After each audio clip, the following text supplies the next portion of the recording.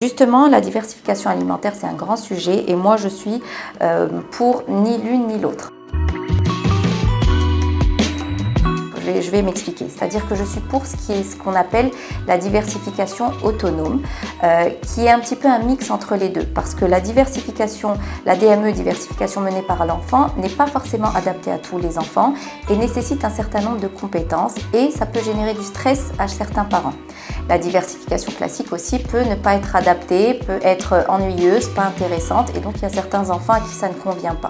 Donc le mieux est de trouver un mix, c'est-à-dire de proposer de temps en temps à l'enfant des finger foods, des choses plus adaptées, plus goûtues, sous des formes différentes et en même temps maintenir la diversification classique quand par exemple la maman n'est pas là et qu'elle a peur des fausses routes et qu'elle va laisser cet enfant gardé par sa nounou par exemple et qu'elle veut se sécuriser en s'assurant de donner une purée pour limiter les risques.